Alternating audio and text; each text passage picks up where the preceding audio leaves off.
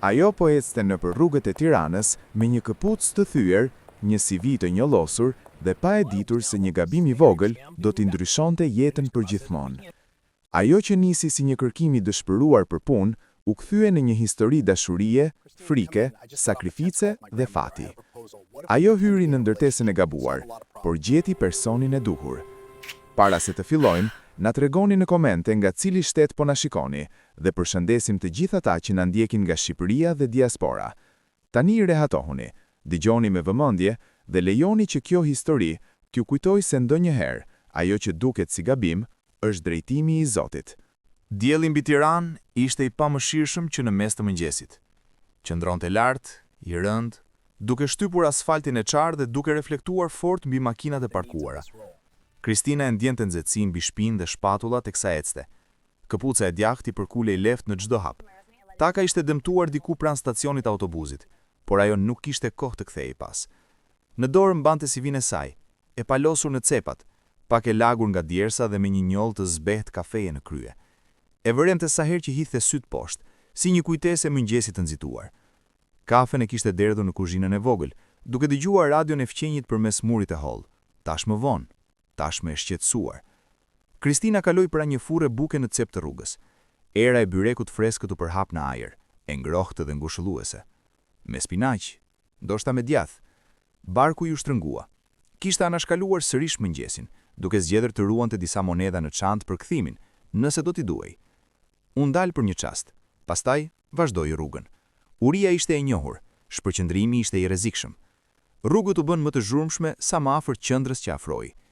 Tregtarët qëndronin në hyrje dyqanesh, fshinin banakët, rregullonin frutat, përshëndesnin klientët e përditshëm. Një burr tërhiqte arka me shishe ujë mbi trotuar. Diku më larg, një bori e makine ra me padurim. Tirana ishte zgjuar dhe po ecte përpara, pa pritur askënd. Kristina rregulloi rripin e çantës mbi shpatull. Ishte e vjetër, por e pastër. Brenda kishte dokumentet, një blok shënimesh dhe një stilolaps që mezi shkruante. CV-n e kishte rishkruar 3 herë një natë më parë, duke e sheshuar me kujdes me pëllëmb, duke i përshpëritur vetes se kjo intervistë kishte rëndësi. Njoftimi kishte qenë i thjeshtë, i shkruar me dorë, i ngjitur në xhamin e një farmacie. Ndihmëse për shtyp shkronjë, rrogë qëndrueshme, lek transporti, kafe falas. Për Kristinën, ai njoftimi ishte siguri, ishte frymëmarrje, ishte dinjitet. Telefoni i dridhi lehtë në çantë. Ajo injoroi, e dinte kush ishte, nëna e saj, duke pyetur nëse kishte mbritur, duke i kujtuar të qëndronte e fortë, duke pyetur nëse kishte ngrënë. Kristina buzëqeshi lehtë teksa kalonte rrugën. Do ta telefononte më vonë, pas intervistës, pas diçkaje që të shkonte mirë. Nxehtësia u shtua ndërsa ecte përpjet. Djersa i rrithte nga tëmthat dhe ajo fshiu ballin me pjesën e pasme të dorës. Flokët, të lidhur me kujdes në mëngjes, ishin çliruar. Disa fije i ngjiteshin kokë fort lëkurës. Ndihej i ekspozuar, e vetëdijshme për çdo hap, çdo shikim, çdo reflektim në xhamat e dyqaneve. Mbërriti te adresa e shkruar në letër dhe u ndal. Kristina ngriti kokën ngadalë. Ndërtesa përpara saj nuk kishte asgjë të përbashkët me atë që kishte imagjinuar. Ishte e lartë, moderne, e mbuluar me xham që pasqyronte qiellin blu dhe rrugët përreth. Hyrja ishte e gjerë dhe e pastër. 2 flamuj qëndronin pranë derës, njëri prej tyre flamuri shqiptar që lëkundej lehtë nga era. Në majë të ndërtesës, shkronja argjendi ndriçonin nga dielli. Parka Korp. Kristina u vrent lehtë. Hodhi një hap pas dhe kontrolloi sërish adresën. Numrat përputheshin, emri i rrugës ishte i saktë. Ajo ngriti syt përsëri, ndërsa pasiguria i përzihej në kraharor. Kjo duhet jetë zyra kryesore, përshpëriti për vete. Ndoshta shtyp shkronja është pjesë e diçkaje më të madhe. Hezitoi. Për një çast, dyshimi u afrua. Pa këpucët, takën e përkulur, CV-n në dorë. Dëgjoi zërin e njohur brenda saj që i thoshte të largohej në heshtje, të shmangte turpin, të kërkonte diçka më të vogël, më të sigurt. Pastaj kujtoi njoftimin, rrogën e qëndrueshme, premtimin për stabilitet, muajt e gjatë me aplikime dhe heshtje. Kristina mori frym thellë dhe hyri brenda. Ajri i ftohtë përfshiu menjëherë, i mërprit dhe i papritur. Kontrasti e bëri të dridhej. Dyshemeja shkëlqente lehtë, e lustruar deri në pasqyrim. Hapat e saj tingëlluan më të çortë se çdonte. Brenda gjithçka dukej e rregullt. Njerëzit kalonin me kostume të pastra dhe laptop në dorë. Fytyrët e tyre ishin të përqendruara, të kontrolluara. Askush nuk nxitonte, askush nuk dukej i humbur. Kristina ndjehi eksta vendit, sikur ishte hyrë në një dhomë pa i ditur rregullat. Ajo u afrua recepcionit. Gruaja pas banakut kishte flokët kapura rregullisht dhe qëndrim të drejtë. Sytë e ngritën për një çast, duke vështruar Kristinën nga kokat e këmbët me profesionalizëm të qetë. "Emri?" pyeti recepcionistja. "Kristina," u përgjigj ajo, duke mbajtur zërin të qëndrueshëm. "Kam ardhur për intervistën." Recepcionistja nuk pyeti për cilën. Mori një kartë identifikimi, shkroi diçka dhe e rëshqiti mbi banak. "Kati 7", tha, duke treguar nga ashensori. Kristina pohoi me kokë. "Faleminderit." E mori kartën dhe u kthye pa i dhënë kokë të nervozizmit të dilte në sipërfaqe. Dyert e ashensorit u hapën me një tingull të butë. Brenda ishin 2 burrë dhe një grua, të veshur me ngjyrat e errta, me sytë drejt përpara. Kristina hyri me kujdes, duke qëndruar drejt, duke mbajtur CV-n pranë gjoksi. Ndërsa ashensori ngjitej, ajo vështroi reflektimin e saj në dyert metalike. Rregulloi xhaketën, sheshoi flokët, ngriti mjekrën. I kujtoi vetes të merrte frymë. Dyert u hapën në katin e 7. Një asistente e priti dhe udhëhoqi në një korridor të qetë me mure xhami. Brenda njerëz me iromave, Kristina shohi njerëz që flisnin qetë, ekrane që ndriçonin, duar që lëviznin mbi tastiera. "Mund të prisni këtu", tha asistentja, duke hapur derën në një sallë takimesh. "Zoti Fehmi do t'ju takoj së shpejti." Kristina pohoi dhe ul. Karigja ishte e fortë në të. Vendosi CV-n me kujdes mbi tavolinë dhe bashkoi duart, duke vënë re dridhi dhe lehtë të gjinjështarve. Mori një frymtim thellë, duke u përqendruar. Kishte ecur shumë për të kthyer pas tani. Përves murit prej xhami, qyteti vazhdonte të lëvizte. Makinat kalonin poshtë, njerëzit kryqëzonin rrugët, jeta vazhdonte. Kristina qëndroi e qetë, me zemrën që i rrithte rregullisht, pa i ditur se vendimin që kishte marrë, të vazhdonte rrugën, të hynte brenda, të mos dorëzohej, kishte ndryshuar tashmë gjithçka. Kristina qëndroi me një herë pas hyrjes, e pasigurt nëse duhet të vazhdonte përpara apo të kthehej pas. Dyert prej xhami u mbyllën qetë pasaj, duke izoluar në një hapësirë që dukej tepër e rregullt për dikë si ajo.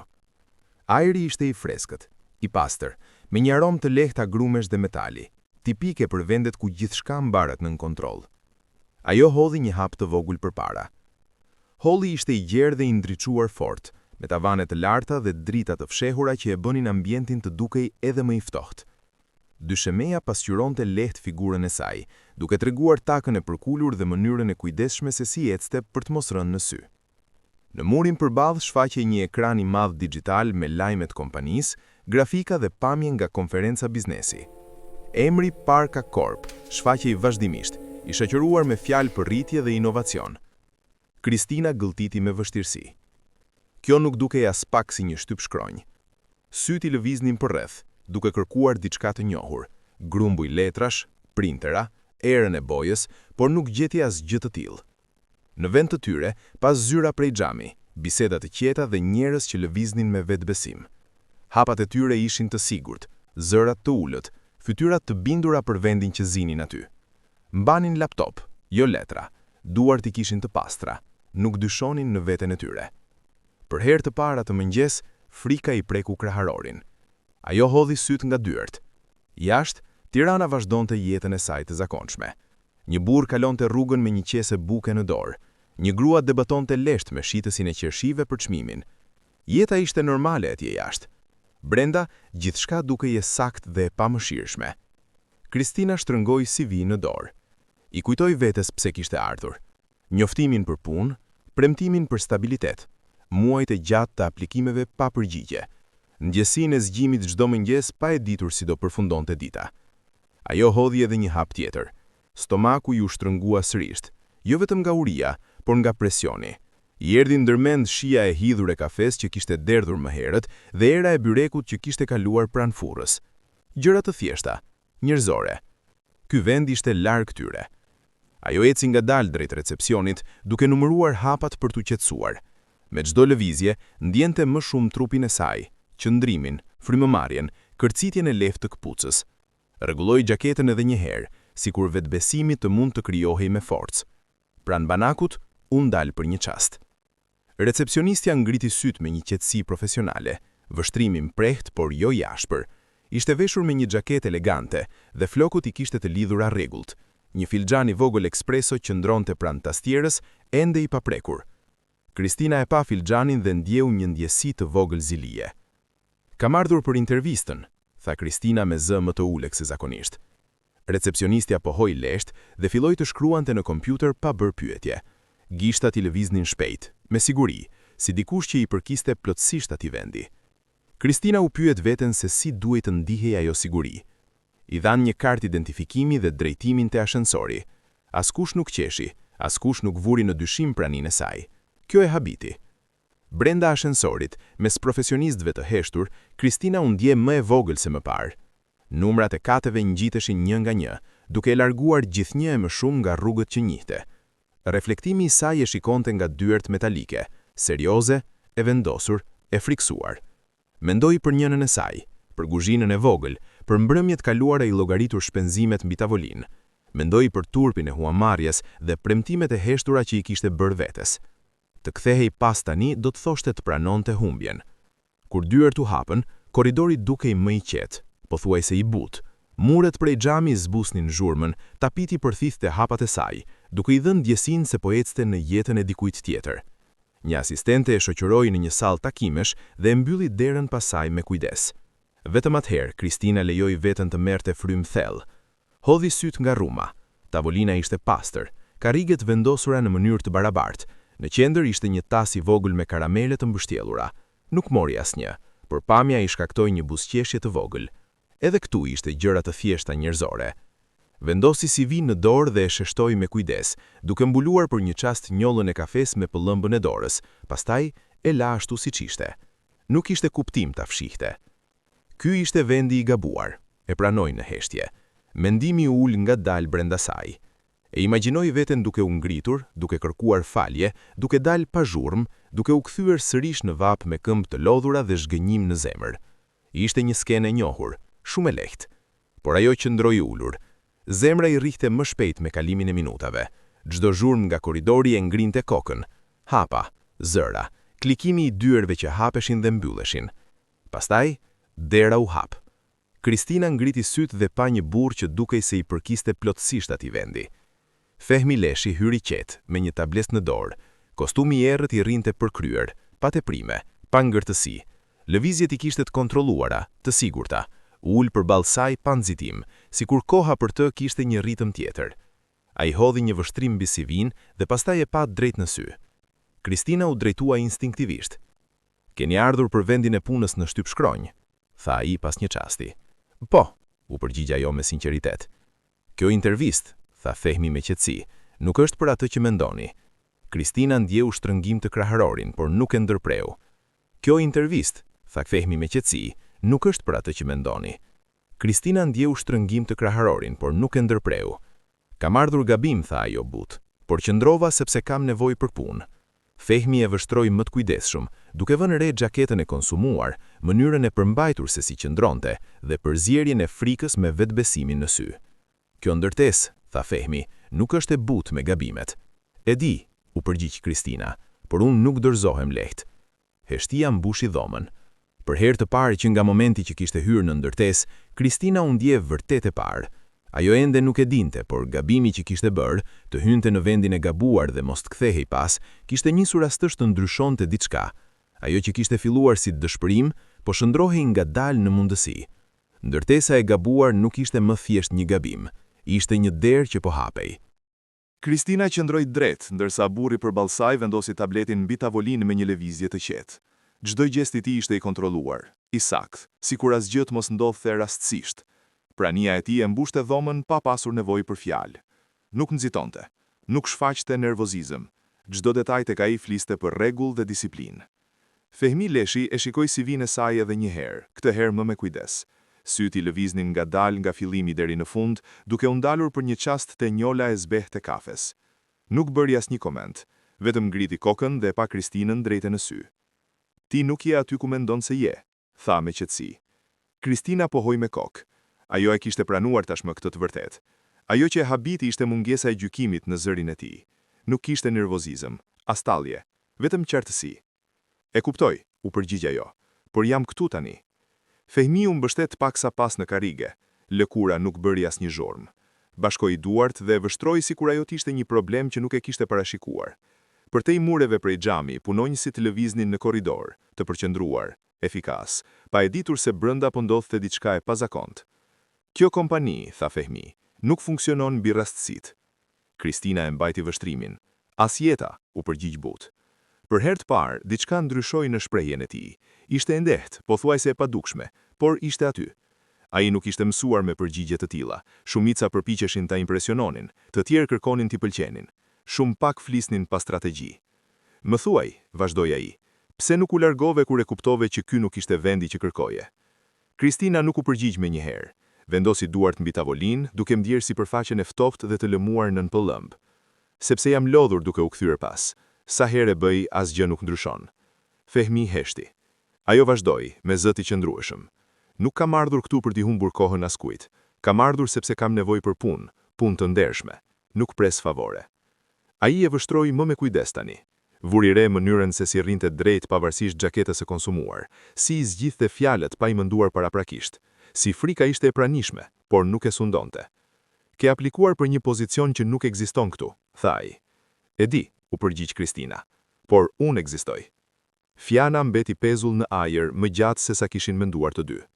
Fehmi u ngrit dhe ju afrua murit prej xhami duke vendosur dorën lehtë mbi të ndërsa shikonte qytetin poshtë. Nga kjo lartësi, Tirana dukej më e vogël, më e qetë. Zhurmë nuk arrinte deri aty. Rrallë arrinte. Ai mendoi për agjendën e tij, takime, raporte, afate, ditë të parashikuare të mbushura me njerëz që ndiqnin rregullat dhe qëndronin në vijë. Kristina nuk përputhej me asgjë prej tyre. "Nuk ke përvojën administrat korporative", tha ai pa u kthyer. "Jo", pranoi ajo. "Nuk I njeh sistemet tona. Mund t'i mësoj. Do të bësh gabime. I bëj ashtu, por I rregulloj." Fehmi u kthye dhe e pa Kristinën drejt. "Ky pozicion kërkon disiplinë." Kristina pohoi. "Jam rritur me përgjegjësi, disiplina nuk më tremb." Fjalët e saj nuk ishin dramatike, ishin të thjeshta, të vërteta. Kjo e shqetësoi më shumë se emocionet. Ai u kthye tek Arigja dhe ul sërish. Mori CV-n edhe një herë sikur të kërkonte diçka të re mes rreshtave. Nuk e gjeti aty. "Çfarë ha zakonisht për drek?" e pyeti papritur. "Zakonisht diçka të thjeshtë, buk, kos, ndonjëherë një frut.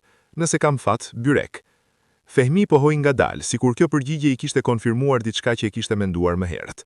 I erdhën në mend drekat e tij, shpesh të paprekura, të harruara mes takimeve, të ftohta kur I kujtohej t'i hante. "Ky rol", tha ai me kujdes, "nuk është I lehtë." Kristina u përkul paksa për era në karrige. "As not ke shpum." Heshtja mbeti sërish në dhomë, por këtë herë ishte ndryshe, më e qëllimshuar, më e qetë. Fehmi hodhi një sy nga ora në mur. Ishte tash më vonë sipas planit të tij. Normalisht kjo do ta irritonte, por tani ndjente diçka tjetër. Kur e shti. "Nuk përpiqesh ta impresionosh", tha ai. "Pse?" Kristina u mendua për një çast, sepse nuk di të shtirem, dhe shtirja nuk më ka ndihmuar kurrë të mbijetoj. Aty mori vendimin. E bafasoi edhe vetveten. "Do të fillosh nesër", tha ai. Kristina e shikoi, e pasigurt nëse kishte dëgjuar sakt. "Si sekretarja ime personale", vazhdoi ai.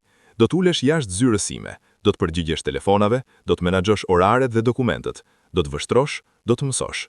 Frymëmarrja e saj u ndal për një çast. "Unë", filloi ajo, "do të paguash", shtoi ai me qetësi. Kristina ndjeu një nxehtësi të papritur në fytyrë, I shtrëngoi buzët për të ruajtur veten. "Pse?", pyeti but. Fehmi u ndal për një çast, sepse nuk u largove, dhe sepse ishe e sinqert kur do t'ishte më e lehtë të zhdukeshe.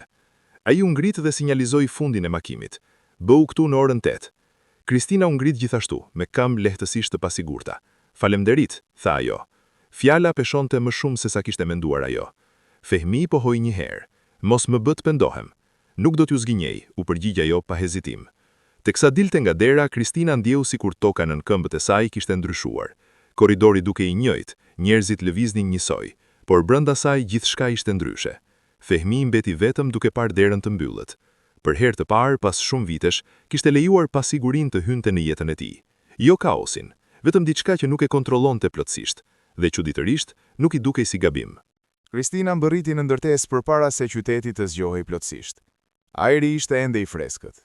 Ai lloj ajri që ta bën frymarrjen më të lehtë. Ajo qëndroi për një çast jashtë Parka Korp, duke rregulluar rripin e çantës dhe duke drejtuar xhaketën, duke I kujtuar vetes se tani I përkiste atij vendi, edhe pse ende I dukej e pabesueshme. Brenda, dritat ishin ndezur që herët, duke ndriçuar përmes xhamit si një premtim për cilin ajo nuk ishte e sigurt nëse e meritonte.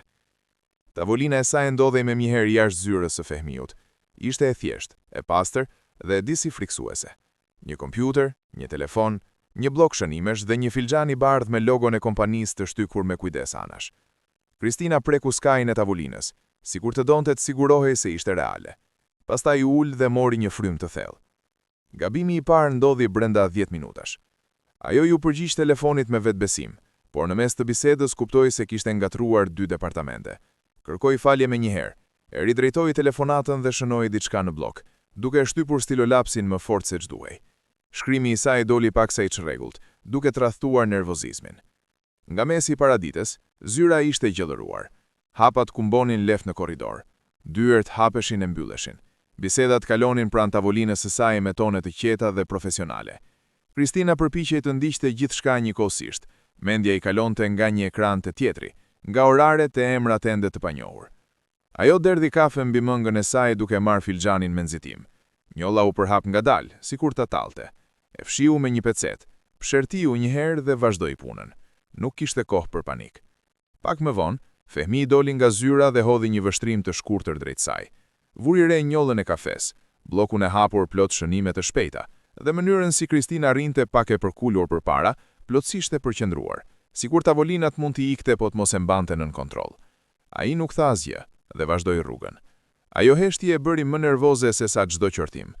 Telefonata tjetër ishte nga dikush që kërkonte orarin javor të Fehmiut. Kristina hapi kalendarin, hezitoi dhe kuptoi se kishte planifikuar 2 takime në të njëjtën orë. Zemra e rrahu fort. U ngrit, trokiti lehtë në derën e zyrës së tij dhe hyri. Kam bërë një gabim, tha menjëherë, pa pritur që ai të fliste. Kam dyfishuar një takim të enjte në mëngjes. Fehmi ngriti syt nga ekrani dhe vështroi me kujdes. Priti, I qetë, I padepërtueshëm. Mund ta rregulloj, shtoi ajo. Më duhen vetëm 5 minuta. Rregulloje, tha ai thjesht. Ajo e bëri. Nga dreka, Kristina ndjehej sikur kishte vrapuar një maraton pa u larguar nga karrigja. Stomaku I saj e kujtoi se nuk kishte ngrënë, duke gërmuar left në momentin më të papërshtatshëm. Hapi çantën dhe nxori një copë buke të mbështjellur dhe një enë të vogël me kos. Hëngri me kujdes, shpejt, mes telefonatave, paksa e turshmuar, por shumë e uritur për t'u shqetësuar. Një burr nga financa kaloi pranë saj dhe buzëqeshi lehtë dhe e pyeti. Byrek? E pyeti. Jo, u përgjigj Kristina duke qeshur. Versioni ekonomik. Ai pohoi me mirëkuptim dhe vazhdoi rrugën. Pasdite, Kristina ju drejtua një drejtuesi të lartë me titullin e pasakt. E korrigjoi veten menjëherë, me fytyrë të skuqur dhe kërkoi falje pa justifikime. Burri e kaloi me humor, më shumë I argëtuar se sa I mërzitur. Më vonë vendosi një shënim gjitës mbi tavolinë ku shkruante telefonat në 3:15. Pa e menduar, ja ngjiti për një çast në kyçin e dorës që të mos e harronte. Pastaj e kuptoi çfarë kishte bërë dhe qeshi lehtë me veten përpara se ta vendoste aty ku duhej. Fehmi e vuri re edhe këtë. Nga brenda zyrës, ai ndiqte ritmin e ditës së saj. Gabimet ishin aty, të dukshme dhe të shteshta, por ishte edhe diçka tjetër. Ajo nuk ngrihej në panik kur diçka shkonte keq, nuk fshihej, I rregullonte gjërat, përshtatej dhe vazhdonte përpara. Prania e saj ndryshonte atmosferën pa u përpjekur. Hapësira jashtë zyrës së tij nuk dukej më e ftohtë apo tensionuar, dukej e gjallë. Në fund të pasdites, Fehmi doli sërish. Ka ndodhur ndonjë katastrofë? Pyeti me qetësi. Jo të përhershme, u përgjigj Kristina. Vetëm kaos I përhershëm. Kaos I përhershëm? Ngriti pak vetullën. Jo, tha ajo. Ai që pastrohet përpara se të bëhet I përhershëm. Përgjigjja I mbeti mend më gjatë se ç'kishte menduar. Dita e dytë nuk ishte më e lehtë. Kristina dëgjoi gabim një emër dhe dërgoi një email te personi I gabuar. E rregulloi menjëherë dhe dërgoi një ndjesi të sinqertë, të sjellshme, pa u tepruar. Mësoi ku mbaheshin mjetet e pastrimit pasi rrëzoi një grumbull dosjesh. Dëgjoi më shumë se sa foli, duke përthithur ritmin, zakonet dhe rregullat e pashkruara. Në ditën e tretë, filloi t'i paraprinte disa gjërave. Vuri re se Fehmi gjithmonë kërkonte kafe në të njëjtën orë, edhe kur nuk dilte nga zyra. Pa u pyetur, ajo përgatiti një filxhan dhe vendosi në heshtim mbi tavolinën e tij. Të zezë, pa sheqer. Ai u ndal për një çast kur e vu. E mbajte mend, tha ai. E vëzhgova, është më e lehtë se sa të hamendosh. Ai pohoi një herë. Ajo filloi ta organizonte tavolinën e saj në një mënyrë që kishte kuptim për të. Jo krejt simetrike, por funksionale. Shënime të ndara me urgjencë, emrat theksuar, një stilolaps gjithmonë pranë. Nuk ishte rregullt standarde korporative, por funksiononte. Njerëzit nisën të ndaleshin më shpesh te tavolina e saj. Disa bënin pyetje, disa tjerë hidhnin ndonjë shaka, disa ankoheshin. Kristina I dëgjonte me durim të pasosur, duke përgjigjur me ndershmëri të qetë. Nuk premtonte gjëra që nuk mund t'i realizonte. Nuk shtirej sikur I kishte autoritetin që nuk e kishte. Çuditërisht, kjo e bënte njerëzit ta besonin më shumë. Një pasdite, dikush solli një kuti me ëmbëlsira në zyrë për ditëlindje. Kristina hezitoi përpara se të merrte një, pastaj zgjodhi një biskot të thjeshtë dhe falenderoi. E hëngri me kujdes, shpejt, mes telefonatave, paksa e turshmuar, por shumë e uritur për të shqetësuar. Fehmi i vuri re mënyrën si stafi sillej rreth saj. Toni ishte zbutur. Hapësira jashtë zyrës së tij dukej ndryshe, më e lehtë. Nuk i kujtoi hera fundit kur kishte dëgjuar të qeshurin aty. Të premten, Kristina qëndroi deri vonë për të rregulluar disa dosje që sipas saj nuk ishin të qarta. Ndërtesa u bë gjithnjë më e qetë. Dritat fikeshin kat për kat. Ajo punonte me qetësi. Shpatullat i çlodheshin ndërsa zhurma zhdukej. Fehmi doli nga zyra dhe pa sërish aty. Nuk kishte nevojë të qëndroje. E di, por më dukej e pafundshme. Ai u mendua për një çast. Kur më në fund u largoi atë mbrëmje, Kristina u doli në qytet e lodhur, por e qetë. Bleu një copë byrek të ngroft nga një shitës rruge dhe e hëngri ngadalë teksa ecte. Vaji duke depërtuar në letër, shija duke e kthyer në tokë. Ishte diçka e fituar. Në apartamentin e tij atë natë, Fehmi u ul vetëm duke rishikuar javën. Mendoi për eficiencën, për rezultatet, për strukturën, por mendimet e tij ktheheshin vazhdimisht në diçka tjetër. Mënyra si Kristina i pranonte gabimet, si punonte pa frikë, si prania e saj ndryshonte humorin e zyrës pa u përpjekur. Kjo e trazoi. Jo pse ishte rëmuj, por pse funksiononte. Në fund të javës, tavolina e Kristinës nuk ishte më një pikë kaosi, ishte një pikë lidhje. Njerëzit kalonin më ngadalë pranë saj, bisedat zgjasnin pak më gjatë, hapësira ndihej humane. Fehmi e vuri re, dhe për herë të parë pas shumë vitesh, nuk e korrigjoi, e lejoi. Telefonata erdhi vonë pas dite, pikërisht kur Fehmi po përfundonte një takim që ishte zgjatur më shumë se sa ishte planifikuar. Zyra ishte sërish e qetë, muret krejt xhami pasqyronin dritën e butë të mbrëmjes që po afrohej.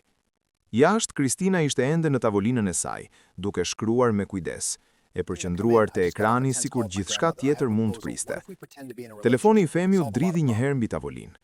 Nuk kishte nevojë të shikonte emrin, e dinte kush ishte. Pshërtiu lehtë përpara se të përgjigjej. Gjyshja. Mos ma thuaj ashtu, u përgjigj me një herë me rushja. Nuk jam ndonjë raport pune. Fehmi u mbështet pas në karrige dhe fërkoi ballin me gishta. Si po ndihesh sot? Jam gjallë, tha ajo. Edhe kjo është diçka, por nuk jam e kënaqur. Kjo e bëri të drejtohej paksa. Me Merushen, pakënaqësia nuk ishte kur gjë e vogël. Po punon sërish tepër, vazhdoi ajo. Ta ndiej zërin në telefon. Je bosh. Jam i zënë, u përgjigj Fehmi me qetësi.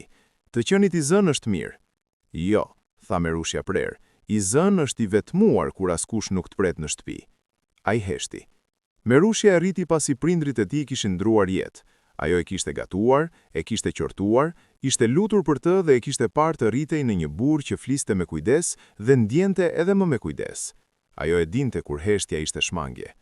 Do të vi në Tiranë muajin tjetër, tha ajo. Në fulla e Fehmiut u shtrëngua. Është papritur.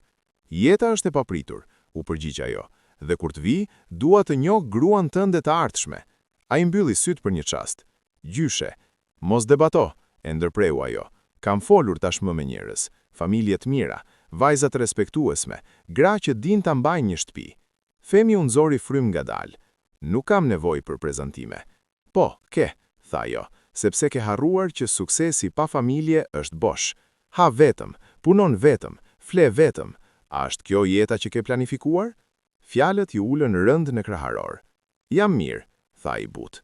Po mbi jeton, u përgjigj Merushja. Jo po jeton. Telefonata përfundoi, por heshtja që la pas ishte e fortë. Fehmi qëndroi ulur duke vështruar ekranin e errët të telefonit. Jashtë, qyteti kishte filluar të ndriçohej. Dritat e rrugëve ndiznin njëra pas tjetrës. Makinat lëviznin poshtë si mendime të heshtura që kalonin nëpër kokën e tij. Martesë, familje, pritshmëri. U ngrit dhe ju afrua murit prej xhami, duke mbështetur dorën lehtë mbi të. Për vite me radhë kishte ndërtuar jetën me kujdes, zgjedhur rregullin mbi emocionin, parashikuesmërinë mbi rrezikun. Dashuria nuk ishte gjetur kurrë vend në atë strukturë. Jashtë zyrës, Kristina qeshi lehtë për diçka në ekran, pastaj e mbuloi gojen menjëherë, e vetëdijshme për qetësinë rreth saj. Zëri ishte i shkurtër, por i vërtet. Fehmi u kthyme nga tavolina. Një ide i lindi në mendje. Ishte e rrezikshme, e papërshtatshme, krejtësisht kundër natyrës së tij. Por zgjidhte një problem. Ai doli nga zyra. Kristina ngriti syt menjëherë. Po, hajde brenda për një çast, tha ai. Kristina u ngrit, duke rregulluar instinktivisht xhaketën dhe e ndoqi brenda. Dera u mbyll pas tyre duke e mbushur hapësirën me qetësi. Femi nuk u ul menjëherë, qëndroi në këmbë me duart e bashkuara pas shpine. Gjyshja ime po vjen, tha ai. Kristina pohoi. E ke përmendur më parë. Ajo është këmbgulse dhe shumë tradicionale. Kristina priti. Ajo pret që unë të jemi martuar, ose të paktën jo në vetëm. Vetullat e Kristinës u ngritën pak. Duket e fortë. Është, u përgjigja ai. Ka filluar tashmë të rregulloj takime. Kristina anoi kokën. Takime si dalje? Po. Jo. Përgjigja erdhi shumë shpejt. Femi mori frym ngadalë dhe vazhdoi. Kam nevojë që ajo të besojë se nuk jam i lirë. Kristina e kuptoi përpara se ai të mbaronte fjalinë. Qëndrimi i saj u ngurtësua. Ti do që unë të nisi, pastaj u ndal. Po, tha i qetë. Dua të shtirohem se je e dashuria ime. Fjalët mbetën pezull mes tyre. Kristina mbylli syt për një çast. Shtirohem. Po, për sa kohë? Derisa ajo të ndalet. Kristina kryqëzoi krahët ngadalë. Dhe çfarë implikon saktësisht kjo shtirimi? Darka, dalje të rralla, biseda, asgjë e papërshtatshme. Ai e vështroi fytyrën e tij, duke kërkuar hezitim. Nuk gjeti. Kjo është një kërkesë e çuditshme. E di, dhe e rrezikshme. Po, ajo pshërtiu lehtë dhe uli syt për një çast. Tapitur nën këmbë ishte i trash, i shtrenjtë, i huaj. Po më kërkon t'i gënjej familjen, tha ajo me kujdes. Po të kërkoj të më ndihmosh të shmang diçka më të keqe, do të kompensosh drejt. Kristina ngriti kokën me njëherë. Kja nuk ka të bëj me parat. Femi pohoi njëherë.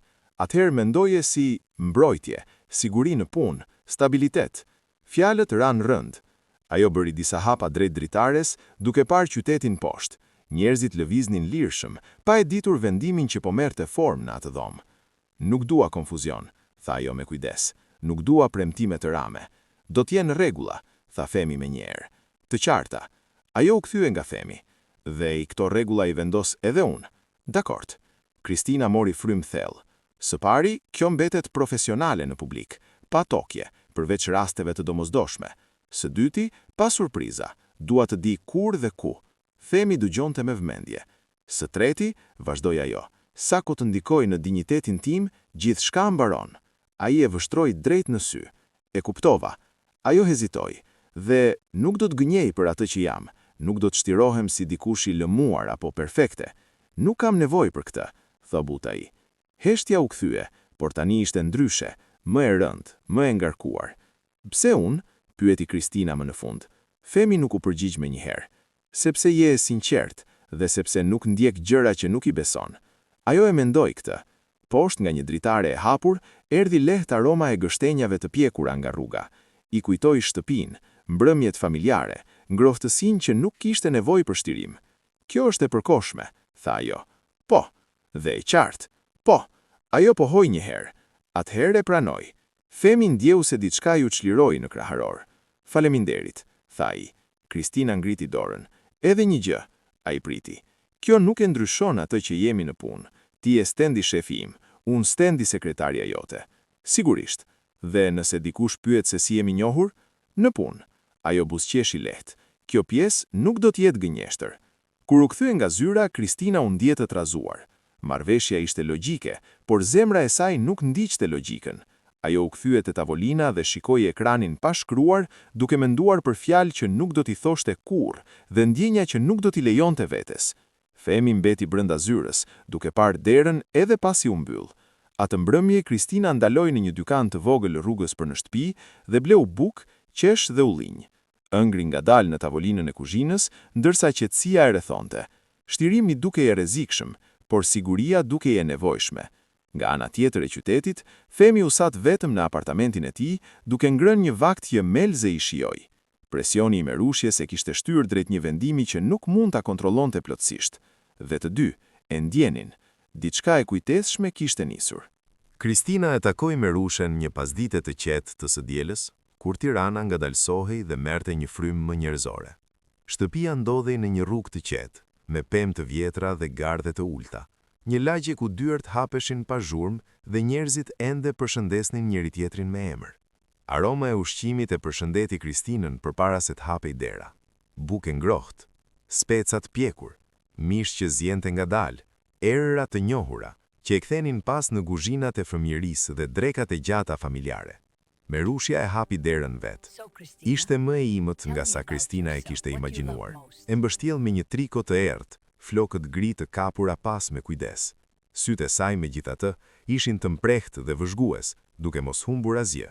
Ajo e pa Kristinën nga kokat e këmbët pa folur, jo me keqdashje, por me vëmendje të plotë. Pra, tha më në fund Merushja, duke u tërhequr paksa mënjan. Ti je vajza. Kristina buzëqeshi butë. Jam Kristina. Merushja pohoi një herë dhe i bëri shenjë të hynte. Dhoma e ndenjes ishte modeste dhe e mbajtur me kujdes. Jastëk të qëndisur mbi divan.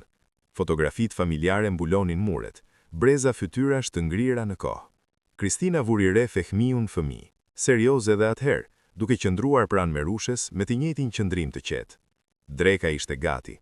Një tavolinë e mbuluar me mbulesë të bardhë, sallata në tasa, bukë ende e ngrohtë në një pecet, tava me kos, speca të mbushur, kosi trash e i freskët. Merushja lëviste në kuzhinë me autoritet të qetë, sikur hapësirat i përkiste duarve të saj. Ulu, tha ajo. Kristina u ul. Fëmiju mori karrigen pranë saj, shpatullat e tij të tendosura në një mënyrë që Kristina e njihte. Kjo nuk ishte një sallë takimesh. Kjo ishte më e vështirë. Merushja e shërbeu vetë ushqimin. Ajo e vëzhgonte Kristinën me kujdes ndërsa ajo provonte pjatat. E mirë, tha Kristina me sinqeritet. Ka shije shtëpie. Merushja u ndal. Atëherë di si duhet jetë shija e ushqimit. Kristina pohoi. Nëna ime thoshte gjithmonë se njeriu e njeh nga mënyra si gatuan për të tjerët. Merushja buzëqeshi lehtë. Ishte çarja e parë në mur. Biseda filloi ngadalë. Merushja bëri pyetje të thjeshta. Nga ishte Kristina? Çfarë bënin prindrit e saj? Si ishte njohur me fëmijën? Kristina u përgjigj me ndershmëri, duke zgjedhur të vërtetën pas bukurime. Nuk e teproi, nuk u shtirë si e pasur apo e përsosur. Fëmiu dëgjoi më shumë se sa foli. Dhe punon? Pyeti Merushja. Po, u përgjigj Kristina. Te parka. Merushja e pa fëmijën. Ta mban në vijë? Kristina qeshi lehtë përpara se fëmiu të fliste. Përpiqem. Merushja pohoi me miratim. Një burri i duhet dikush që flet kur ai hesht. Në kohën që u shërbye kafja, e fortë dhe zez, Merushja e kishte marrë vendimin e saj. Kur Kristina u ngrit për të ndihmuar në pastrimin e tavolinës, Merushja nuk e ndali. Ke duar të mira, i tha qetë. Nuk të dridhen. Kristina ndjeu diçka të ngrohtë të vendosej në kraharor. Kur u larguan më vonë atë pasdite, fëmiu ecën pranë Kristinës në heshtje. Qyteti dukej ndryshe, më i pak i zhurmshëm, më i pak i mprehtë. Ajo të pëlqen, tha më në fund fëmiu. Kristina nxori frym. Ajo sheh më shumë se sa thot. Gjithmonë ka qenë ashtu. Atë mbrëmje, diçka ndryshoi. Të shtirurit u bë më i lehtë. Mëngjesit nisen me rutina të përbashkëta. Kristina vinte herët në apartamentin e fëmijut, ndonjëherë përpara se ai të zgjohej plotësisht. Ajo përgatiste kafen pa pyetur, lëviste qetë në kuzhinë, duke mësuar ritmin e shtëpisë.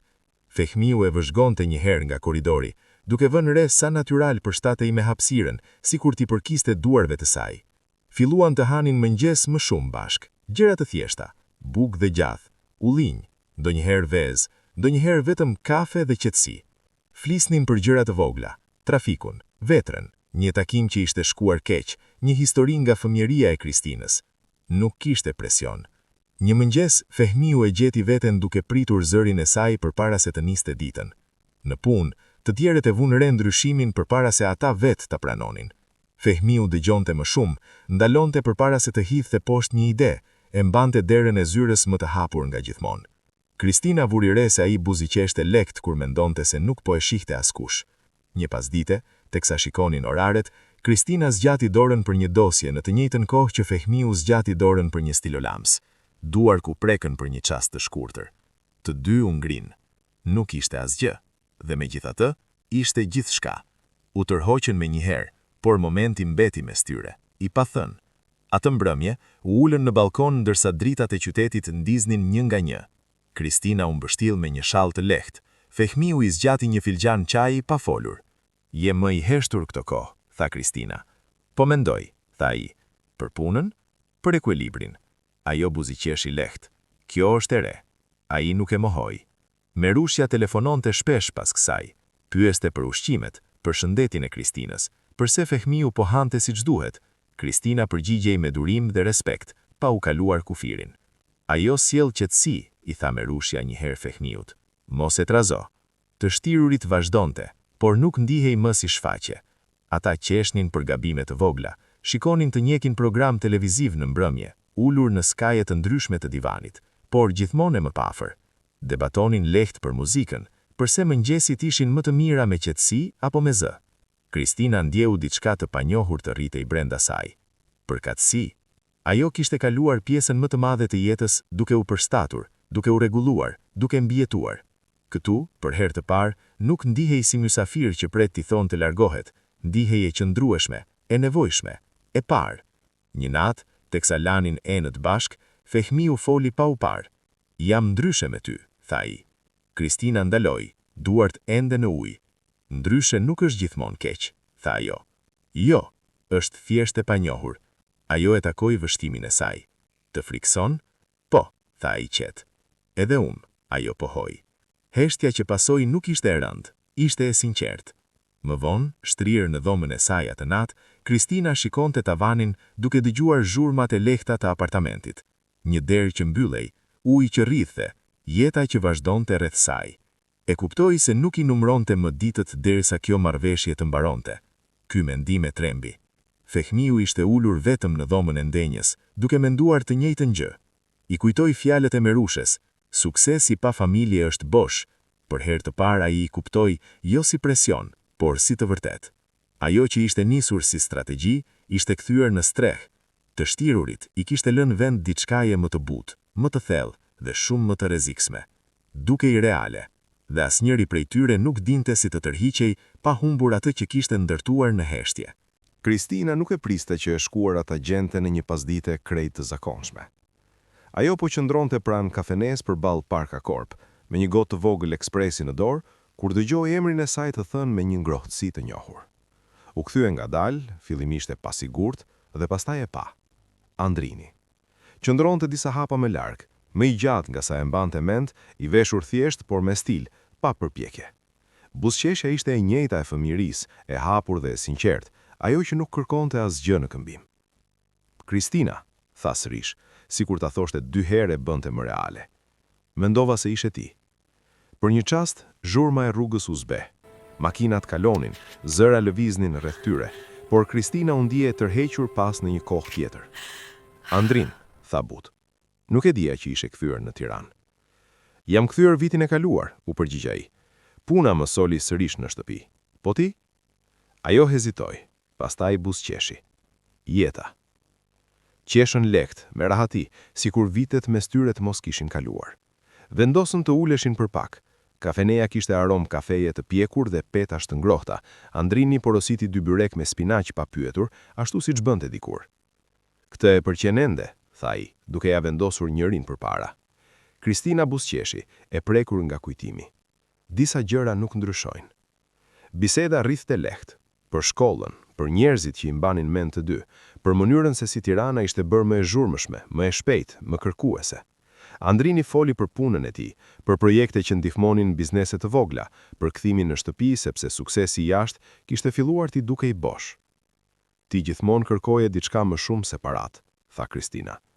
Dhe ti gjithmonë kërkoje stabilitet, u përgjigja I but. Duket se të dy mësuam diçka. Ajo I tregoi për punën e saj, me kujdes, e sinqert pa hyrë në hollësi. Andrini dëgjonte me interes të vërtet, pa gjykim. Më vjen mirë që I gjete vendin tënd, e meriton qetësinë. Fjalët e tij I sollën ngrohtësi. Me Andrinin nuk kishte tension, as pasiguri, vetëm njohje dhe rehati. U ndan me një premtim për t'u takuar sërish, pa dram, vetëm me një mirëkuptim të thjeshtë, se dera ishte e hapur. Përtej rrugës, pa u vënë re nga Kristina, Fehmi qëndronte pranë dritares së zyrës së tij. Ai kishte vënë re mungesën e saj nga tavolina. I tha vetes se nuk ishte asgjë, por kur e pa përmes xhamit, ulur përballë një burri tjetër, që qeshte në atë mënyrë që tashmë e njihte, diçka ju shtrëngua fort në kraharor. Vështroi mënyrën si Kristina përkulej pak përpara, si dëgjonte, si I çliroheshin shpatullat. Vështroi burrin përballë saj që fliste me rahati, sikur I përkiste atij momenti. Një reagim I papritur u ngrit brenda tij. Xhelozi. Fjala e tronditi. U largua nga dritarja me nxitim, i zemëruar me veten. Kjo nuk ishte pjesë e marrëveshjes. Kristina ishte e lirë, ai nuk kishte pretendime, asnjë të drejtë. Gjithsesi, ndjenja nuk u largua. Atë mbrëmje, apartamenti dukej ndryshe në një mënyrë që nuk kishte qenë më parë. Kristina u kthye në shtëpi me një energji të qetë, më e lehtë por e menduar. Vendosi çantën dhe shkoi në kuzhinë duke kënduar lehtë. Fehmiu ishte ulur në tavolinë, duke parë dokumenta, edhe pse mendja e tij ishte diku tjetër. "Je vonë," tha më ashpër sa kishte dashur. Kristina ndaloi. "Ndakova një mik të vjetër." "Nga ku?" "Nga fëmijëria," u përgjigj ajo me qetësi. "Andrini." Emri i ra rënd. "Nuk e dija se do të takonte dikë," tha Fehmiu. "Nuk ishte e planifikuar," u përgjigj ajo. "Thjesht ndodhi." Heshtja mbushi hapësirën. Këtë herë nuk ishte e rehatshme. "Po e se?" pyeti Fehmiu, zëri i kontrolluar, por i tensionuar. Kristina e pa me kujdes. "Pse ka rëndësi kjo?" "Nuk ka," u përgjigja ai shumë shpejt. "Po pyesja." Ajo pohoi ngadalë. "Është mik, një mik i mirë. Duhej të mjaftonte." "Nuk mjaftoi." Më vonë atë natë, u ulën në skaje të kundërta të divanit, televizori ndizej lehtë në sfond. Kristina e ndjente ndryshimin tek ai, distancën, përmbajtjen. "Je mërzitur," tha ajo më në fund. "Jam mirë," u përgjigj ai. "Nuk je," tha ajo but, dhe nuk e fsheh aq mirë sa mendon se e bën. Ai nxori frym ngadalë, nuk duhet i komplikosh gjërat. Kristina u kthye nga taj. "Unë nuk e krijova këtë komplikim, ndjenjat nuk kërkojnë leje." Sytë e tij u errësuan.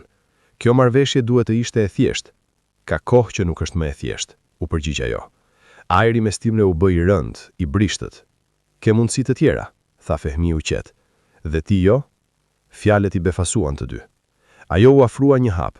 "Nuk mund të më kërkosh të jesh e pranishme, të ndash hapësirë, të ndërtosh diçka që ndihet reale, pastaj të sillesh sikur nuk ka asnjë kuptim." Fehmiu ngrit gjithashtu. "Kjo është pikërisht ajo që më frikson." Sinqeriteti në zërin e tij e tronditi. Ishin afër tani, mjaftueshëm sa të ndjenin frymëmarrjen e njëri tjetrit. "Nuk dua të humbas kontrollin," tha ai. "Dhe unë nuk dua të jem një iluzion," u përgjigj ajo. Heshtja u zgjati rënd dhe drithiur. Pastaj ndodhi. Pa plan, pa vendim. Fehmiu e preki fytyrën instinktivisht, sikur tërhiqej nga diçka më e thellë se mendimi. Kristina nuk u largua. Puthja ishte e shkurtër, por e fortë, e mbushur me gjithçka që kishin mbajtur brenda.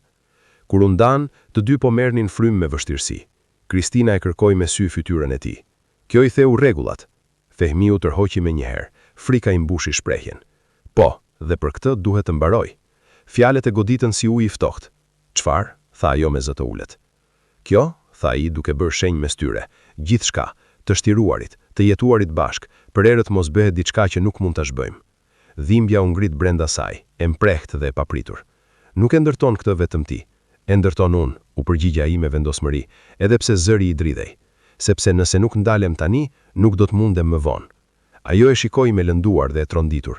"Po do të ikësh sepse të ndjesh?" "Jam duke përpjekur të na mbroj të dy," tha ai. "Po mbron veten," tha ajo. Fehmiu u kthye më njan. "Duhet të mbaroj." Heshtja që pasoi ishte e rëndë dhe përfundimtare. Kristina pohoi një herë duke u mbajtur me vorz, atëherë do të largohem. Ajo shkoi drejt dhomës së saj, çdo hap i matur, i kontrolluar, pa lejuar veten të thyej. Fehmiu qëndroi i ngrirë, duke dëgjuar zhurmat e sirtarëve, rrobat që paloseshin në heshtje, një jetë që po paketohin në heshtje.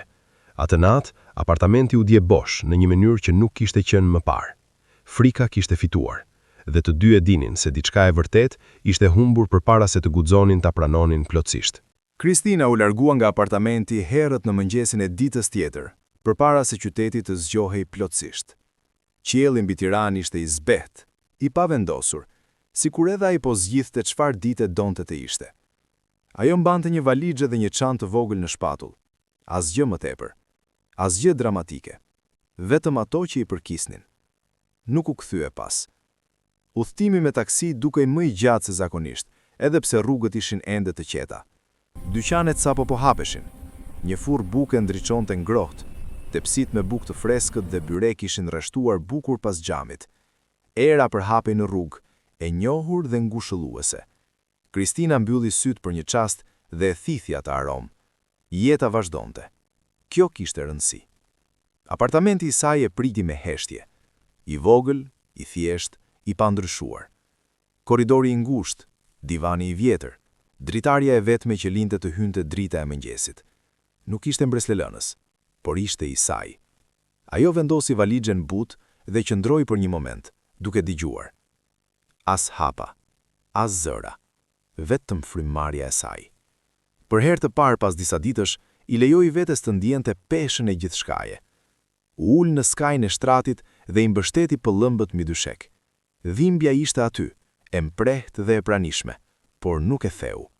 Ajo kishte mësuar që herët si ta mbante veten të fortë kur gjërat shembeshin. Kristina përgatiti kafe në kuzhinën e vogël. Tingulli i filxhanit i dha ndjesi qetësie. E piu ngadalë, duke qëndruar pranë dritares dhe duke parë njerëzit që kalonin poshtë. Një grua me qese ushqimesh, një burr që hapte dyqanin, një fëmijë që tërhiqte dorën e nënës. Jeta e zakonshme, që vazhdonte pa u ndalur. Në atë çast të qetë, ajo i tha vetes diçka të rëndësishme. Ajo nuk kishte dështuar. Ajo kishte zgjedhur dinjitetin. Në Parka Korp, Fehmi mbërriti më vonë se zakonisht. Ndërtesa i dukej më e ftohtë nga sa e mbante mend. Hapësira jashtë zyrës së tij ishte bosh. Tavolina e Kristinës ishte e pastër, pa shënime, pa stilopasa, pa ato shenja të vogla jete që dikur e kishin zbutur ambientin. Ai u ndal aty pa e kuptuar pse. Heshtja e shtrëngoi. Hyri në zyrë dhe mbylli derën, duke ulur ngadalë. Rutinat e prisnin. Emaile, raporte, numra. Gjithçka ishte në vendin e vet. Gjithçka funksiononte.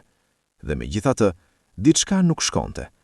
Ai zgjati dorën drejt telefonit disa herë pastaj u ndal. I tha vetes se ishte e nevojshme, logjike, më e sigurt kështu. Sërish, qetësia ishte e rëndë. Ditët kaluan. Kristina ju kthye punës me përqendrim. Përditësoi CV-n, dërgoi emaili, ndoqi biseda që dikur i kishte menduar të rastësishme. Njëra prej tyre ishte me Andrin. U takuan për drek në një restorant të vogël pranë qendrës. Vendi ishte i thjeshtë, me tavolina druri dhe menu të shkruara me dorë. Era e perimeve të pjekura dhe e supës mbushte ambientin. Dukesh ndryshe, i tha Andrin but sapo ulën. Më fort. Kristina buzëqeshi lehtë. Më duhej. Ai nuk e shtiu mëtej, asnjëherë nuk e bënte. I foli për një pozicion të hapur në kompaninë e tij, një rol të vërtet, përgjegjësi të qarta, mundësi e rritjeje, pa shtirje, pa kushte të fshehta. Mendoj se do të ishe shumë e mirë. Në fakt, jam i sigurt. Kristina dëgjoi me kujdes, bëri pyetje, mendoi. Për herë të parë, e ardhmja nuk i dukej si diçka që duhet të ndiqej verbërisht. Dua ta provoj, tha Kristina. Andri buzëqeshi. Mirë, do të ndërtojmë diçka reale. Puna i përshtatej. Kristina lulëzoi në një mjedis ku zëri i saj kishte vlerë. Planifikonte fushata, organizonte ekipe, zgjidhte problema pa frikë nga gabimet. Njerëzit e dëgjonin, i besonin instinktit të saj. Ditët e gjata ndiheshin të dobishme, jo raskapitse. Në mbrëmje kthehej në shtëpi e lodhur por e kënaqur. Gatuante ushqime të thjeshta, supë, makarona, ndonjëherë vetëm vezë dhe bukë. Dëgjonte muzikë të qetë teksa pastronte. Filloi të qeshte sërish me gjëra të vogla. Ngadalë, dhimbja në kraharor u zbut. Në Parka Korp, Fehmi u bë më i heshtur. Klara e vuri re e para. Jetë shpërqendruar, i tha një pasdite duke qëndruar te dera e zyrës së tij. Po pyet për takime që ka ndodhur tashmë. Jam mirë, u përgjigj ai. Ajo pohoi por nuk u bind. Ai e shmangte tavolinën jashtë zyrës së tij. Merrte rrugë të tjera brenda ndërtesës. Qëndronte deri vonë, pastaj largohej herët. Në shtëpi, apartamenti dukej më i madh se sa e mbante mend, më bosh. Një mbrëmje hapi një sirtar që nuk e kishte prekur prej veshësh. Brenda ishin disa gjëra që Kristina kishte lënë pas pandashje. Një stilopans. Një shënim i palosur më kujtesa të shkruara me dorën e saj të rregullt. E mbajti në dorë më gjatë se sa duhej. E vërteta ul ngadalë, me dhimbje. Ajo nuk kishte humbur kontrollin atë natë. Ajo kishte humbur guximin. Disa vjavë më vonë, Fehmi mori pjesë në një event publik të organizuar nga një kompani partnere. Mbërriti me vonesë dhe qëndroi pranë të fundit, pa dëshirë për biseda. Pastaj e pa. Kristina qëndronte përpara sallës, e sigurt, e qetë, duke folur qartë përpara një grupi profesionishtësh. Ajo buzëqeshte sa u përgjigjej pyetjeve, duar të qëndrueshme, qëndrimi i relaksuar. Ajo rrezatonte, jo përse përpiqej të impresiononte, por përse ishte pikërisht aty ku duhej të ishte. Fillimisht, Fehmi ndjeu prenari, pastaj pendim. Nuk ju afrua pas eventit, e vështroi nga largësi sa qeshte me kolegët, ndërsa Andri qëndronte pranë, respektues, por afër. Fehmi u largua në heshtje përpara se ajo ta viri re. Atë natë, ai eci më gjatë se zakonisht nëpër qytet. Rrugët i dukeshin të njohura por të largta. Çdo kafene i kujtonte biseda që nuk i kishte më. Çdo kënd i qete konte fjalë që nuk i kishte thënë kurrë. Në apartamentin e saj, Kristina mori një email që konfirmonte promovimin e saj. E shikoi ekranin për një çast pastaj buzëqeshi. Nuk festoi me zë. Thjesht u mbështet dhe e la ndjesinë të qetësohej. Ajo e rindërtua veten pjesë për pjesë. Fehmi u syla vetëm në apartamentin e tij. Dritat e zbehta, heshtja e plot. Më fund, pranoi atë që i kishte shmangur. Dritën që i kishte humbur nuk ja kishte marrë askush. Ai vet e kishte lënë të ikte. Dhe për herë të parë, suksesi i duk pikërisht ashtu siç e kishte paralajmëruar dikur Merushja. Bosh.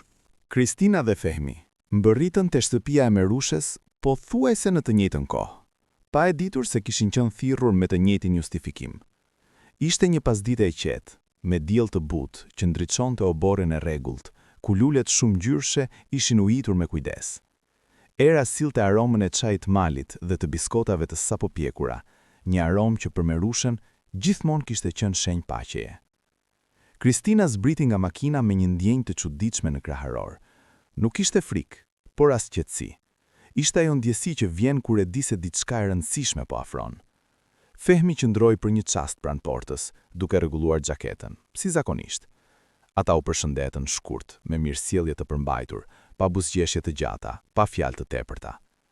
Merushja i priti me një përqafim të ngrohtë, sikur asgjë mos kishte ndryshuar kurrë.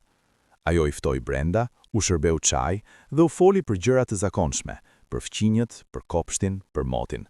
Zëri i saj ishte i qetë, por sytë e saj vëzhgonin me kujdes çdo lëvizje mes tyre. Pas pak, ajo u ngrit dhe u tha se kishte nevojë për ndihmë në dhomën e gjumit. Diçka me dollapin, tha ajo me një ton të pafajshëm. Kristina dhe Fehmi u ngritën pa kundërshtuar dhe e ndoqën. Dhoma ishte e rregullt, e pastër, me perde të lehta dhe një shtrat të madh. Nuk dukej se kishte ndonjë problem. Kristina u afrua te dollapi, Fehmi pranë dritares.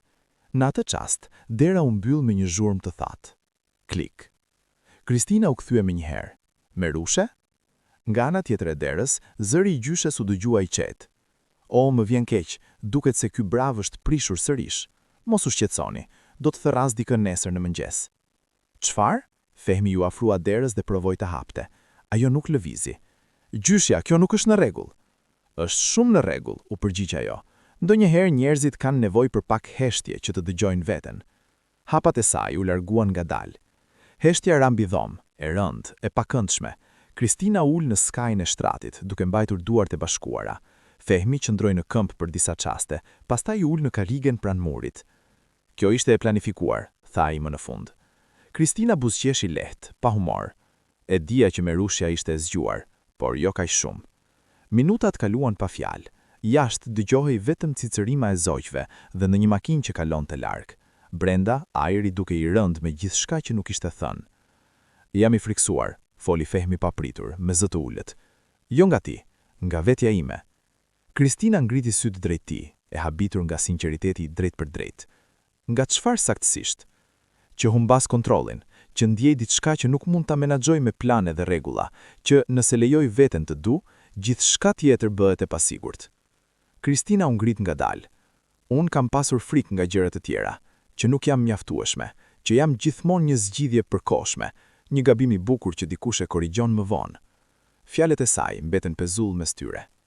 Kur më largove, vazhdoi ajo, nuk më dhe dhimbje vetëm sepse humba ty. Më dhe dhimbje sepse më bëre të ndihem sikur ndjenjat e mia ishin një problem. Fehmi uli kokën. Nuk ishte qëllimi im. E di, u përgjigja ajo butë, por ishte rezultati. Ai u ngrit dhe ju afrua një hap. Jam penduar çdo ditë. Kristina e pa drejt në sy. Pendimi nuk mjafton gjithmonë.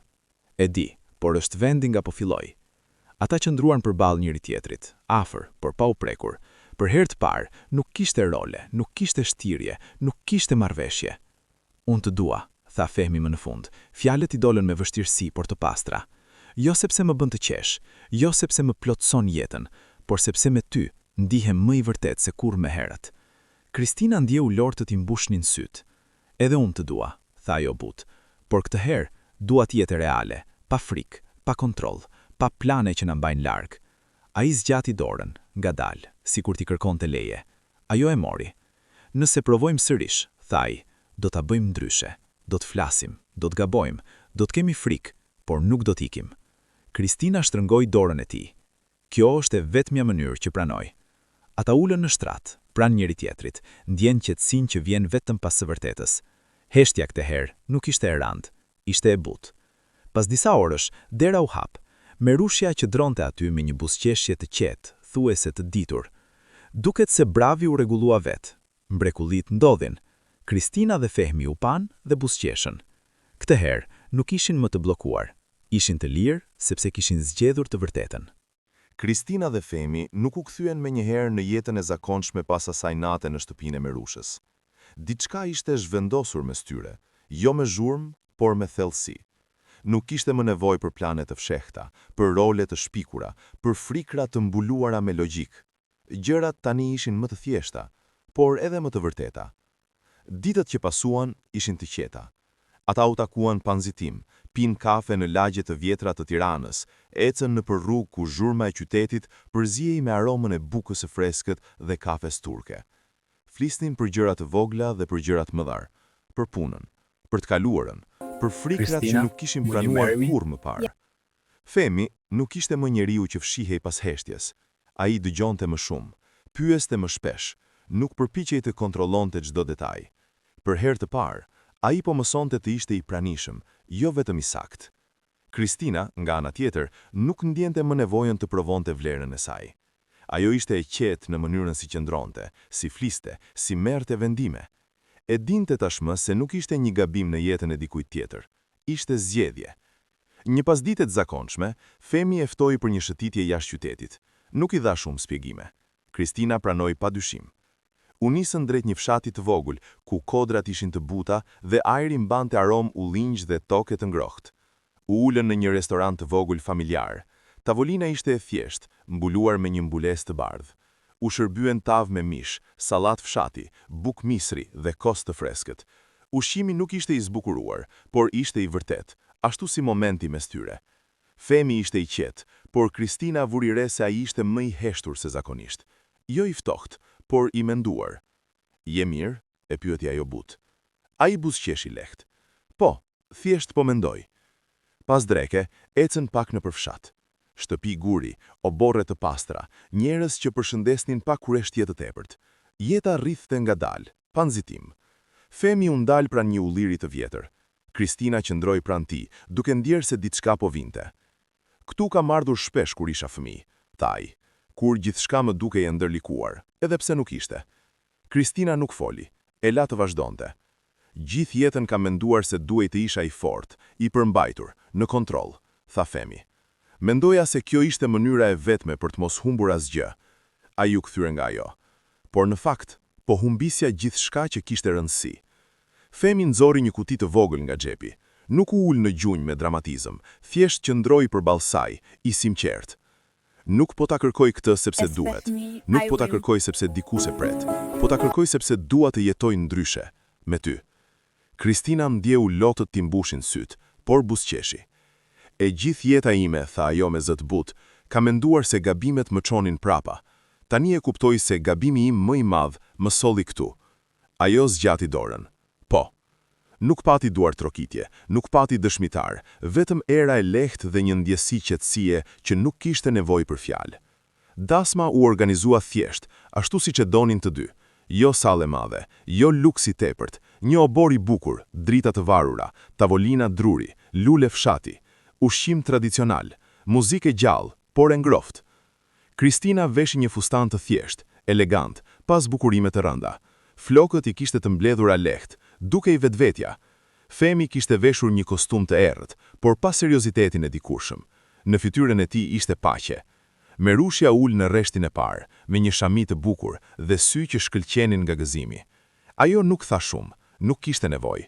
gjithçka që kishte dashur po ndodhte para saj. Kur Kristina dhe Femi shkëmbyen fjalët e tyre, nuk folën për premtime të mëdha, folën për të vërtetën.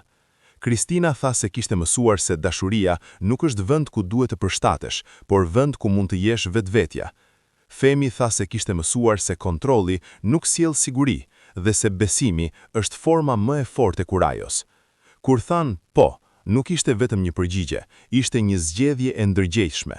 Mbrëmja vazhdoi me dalle, të qeshura, ushqim që u nda mes të gjithëve, një dasëm shqiptare, e thjesht dhe e ndjerë, ku njerëzit nuk vinin për të dukur, por për të qenë. Më vonë, ndërsa dritat u zbehen dhe zhuna u qetësua, Kristina dhe Femi u ulën pak më njanë. A je i lumtur? E pyeti ai butë. Më shumë se sa kam qenë ndonjëherë, u përgjigj ajo, sepse këtë herë nuk jam këtu nga rastësia, jam këtu nga zgjedhja. Femi i shtrëngoi dorën e saj. Edhe unë. Historia e tyre nuk mbyllet me përsëmëshmëri, mbyllet me të vërtetën. Sepse dashuria rritet kur njerëzit ndalojnë së kontrolluari, fillojnë të besojnë dhe i lejojnë vetes të ndjejnë. Dhe ndonjëherë, vendi i duhur nuk është ai që kërkon, por ai ku përfundon kur më në fund ndalon se ikuri.